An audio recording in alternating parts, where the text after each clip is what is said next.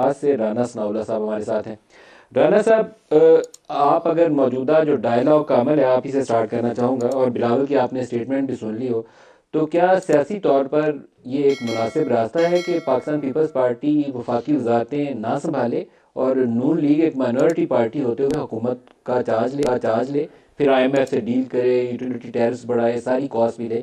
Is it a wise move? میں ابھی تک اس پہ تھوڑا سا چنبے کا شکار ہوں کہ یہ پی ایم ایل این کیوں حکومت میں جانا چاہ رہی ہے وفاق میں؟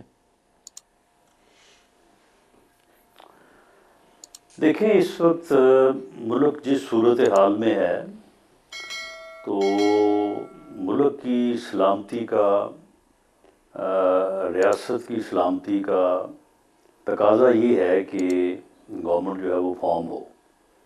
وداؤٹ گورنمنٹ تو معاملات جو ہے وہ آگے نہیں چل سکتے۔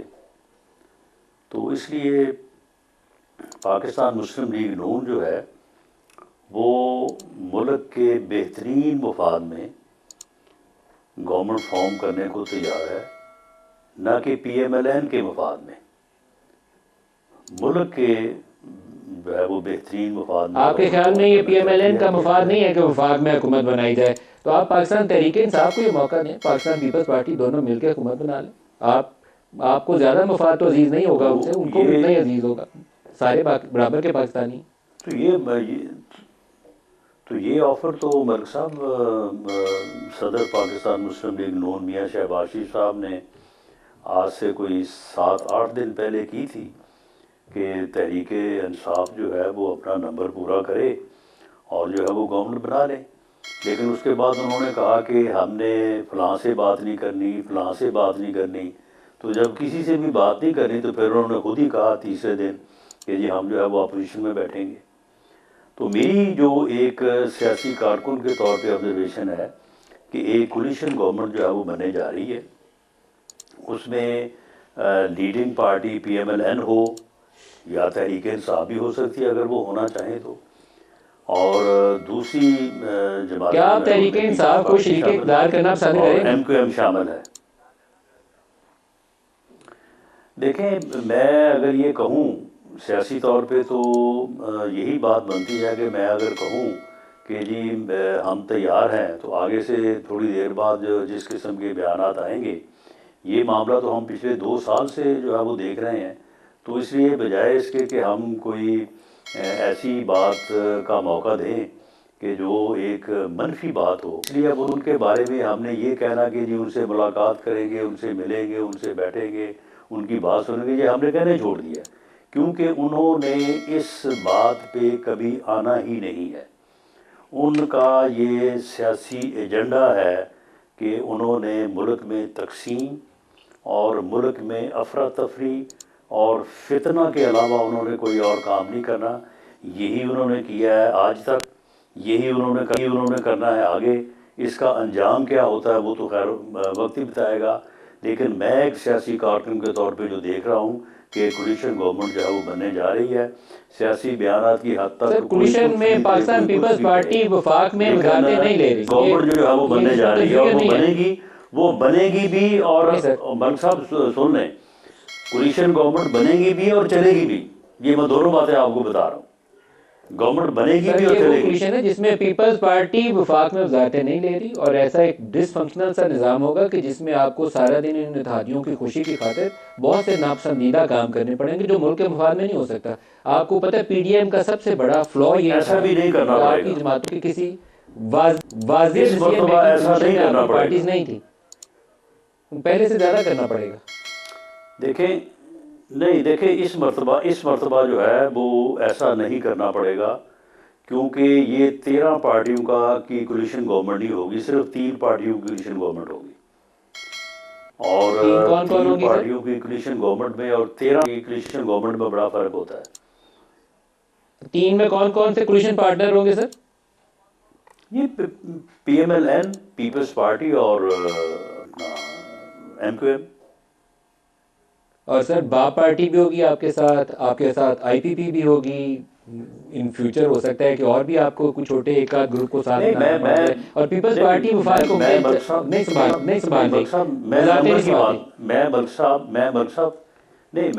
نمبر کی بات کر رہا ہوں نمبر جو ہے وہ پیپلز پارٹی اور پی ایم ایل این کا پورا ہو جاتا ہے.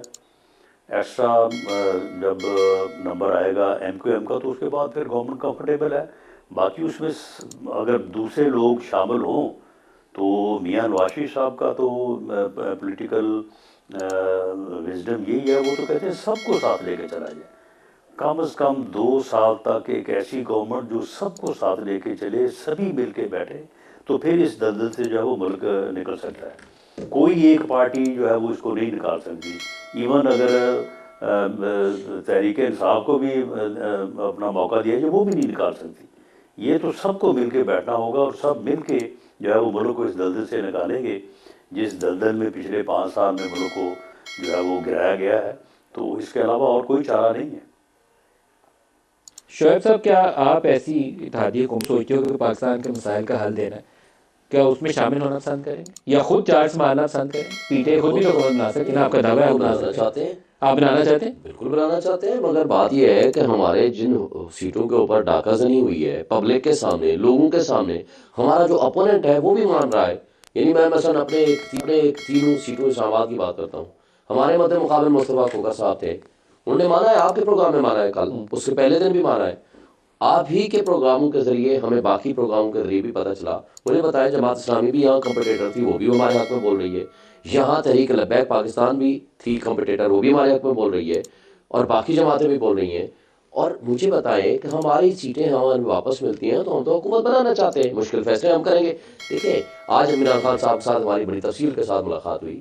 انہوں نے کہا کہ میں نے بڑی تفصیل کے ساتھ آئی ایم ایف کے ساتھ یہ راضی نامہ، یہ میں نے تمام ان کے ساتھ ڈسکشن کر کے کہا تھا دیکھو فری اینڈ فیئر الیکشنز بنیادی شرط ہے، ہم مذاکرات کے حامی ہیں، مگر اگلے مسائل کا حل جو جب تک پبلک سپورٹ نہیں ہوگی وہ اسٹرانگ فیصلے نہیں کر پائے گی کوئی بھی گورنمنٹ، وہ ریفارمز نہیں کر پائے گی، وہ خرچوں پہ کٹ نہیں لگا پائے گی، وہ سخت فیصلے نہیں کر پائے گی جو بھی آئے گی. اگر آپ پبلک سپورٹ والی وہ جو پارٹی ہے اس کو اٹھا کر کے آپ ڈسٹبن میں ڈال دیں. ہمارے فارم 45 موجود ہیں، میں نے 1,05,000 ووٹ کیا، اسی طرح باقی صوبوں میں سیٹوں پہ تین اسلام آباد میں باقی میرا مطلب مقابلے 51,000 ووٹ لے رہا ہے. 53,000 ووٹوں کا فرق ہے، اٹھا کر کے ہمیں پھینک دیا کہ تم آ گئے، وہ جیت گئے.